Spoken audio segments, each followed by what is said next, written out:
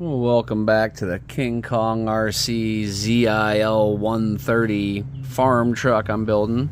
So during the last video I assembled the chassis and the axles, and that's about where we stopped at. Going forward, it's time to start doing the motor. On the previous page it shows the motor with the pinion, but that's all it is, just a black and white picture of a motor with the pinion. So I went ahead and started on step 31. They include a 14 tooth pinion. It doesn't tell you the pitch, but it looks like a 32 pitch to me, and I am throwing that on a 35 turn dynamite motor. I'm not looking for speed out of this one. Actually, I wanted to haul stuff, and depending on the gearing I may be changing the motor or the pinion. But the transmission is pre-assembled for you, and it looks like they put, this is all the grease from the factory. They put a healthy amount of grease in there. Now, it being assembled for you, you will have to remove this cover. It just sits here in the back. You'll have to remove that to be able to get to your pinion gear and motor mount gears to get them all set with your gapping properly. And you've got, just like any other motor mount, a single screw and a slot. And I got that lined up, so that should sit right in there. I'm going to get that bolted on. And I am also going to bolt on this piece over here, which goes on the side of the transmission. And that is your other transmission mounting plate. The other one's already up here on the chassis.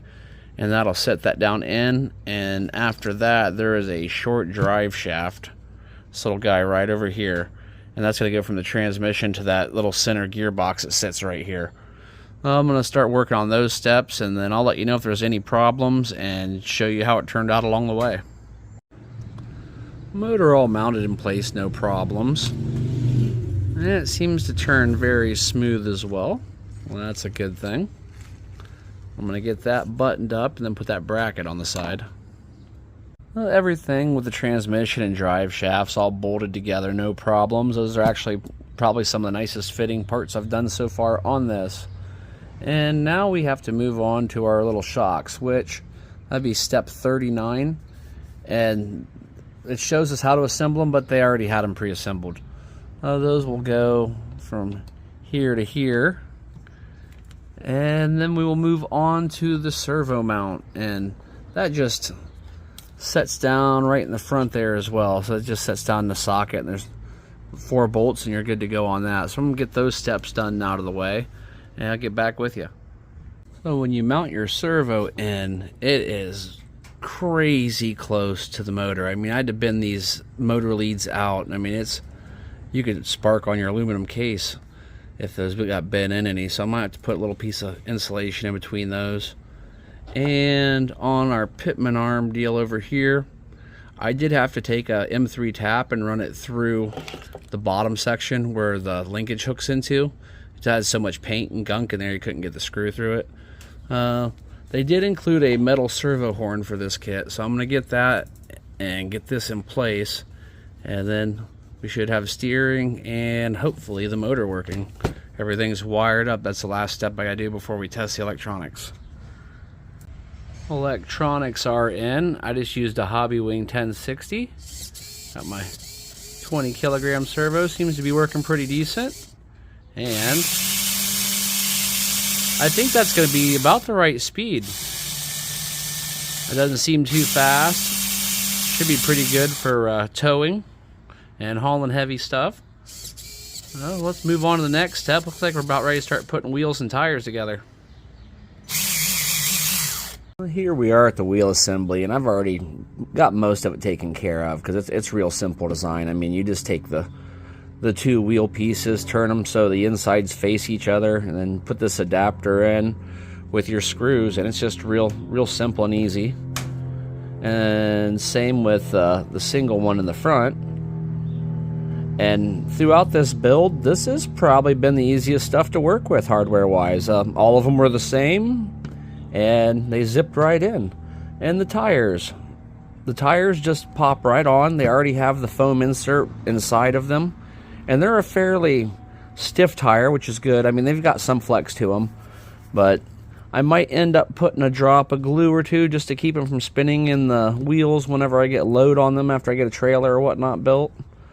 And there's the front one, and front ones will take a couple of bearings, Now we've got those nice scale looking wheel nuts to go on there. So I'm going to get that together, mount them up on the truck, and have a nice look and see what it looks like. Quick little builder's tip while you're putting the wheels on. So they give you these really awesome scale hubs to go over your wheels. But when you do that, in the back it's not a big deal because they're long enough where you can grab at them, but I still put a regular wheel nut behind these. But in the front, if you go to screw these in, there's no place to grab them. There's no place for a tool. That's a round cap. So once you move them in, you can't really get them back out. You can't even get them seated all the way. So what I did is I took a regular wheel nut like this one, and I ground it down in the Dremel tool so I had enough exposed threads left that when I take this cap and put it on there and screw it into place, there'll still be enough of it setting out that I can grab it with a pair of pliers. So I thought I'd share that with you in case you build this kit. Oh, and in the middle of the build we got our friendly visitor. This guy hangs out all the time. Let's turn around and there he is. And he eats everything, including my wife's flowers. Here we are with the wheels all mounted up, and I like it. That is a cool looking truck. I mean, just the chassis alone's cool looking with the dually tires.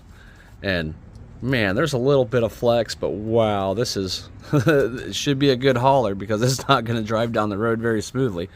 And that is a lot of springs.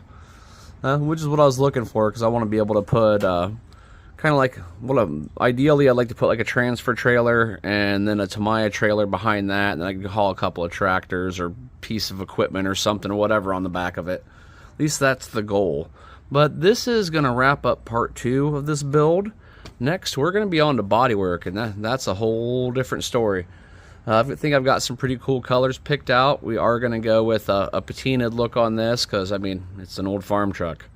I'll have to come up with a cool theme. I've got kind of some teal blue and white picked out, and we'll go from there. So catch you on that video. Hit that like, hit that subscribe, and have an awesome day.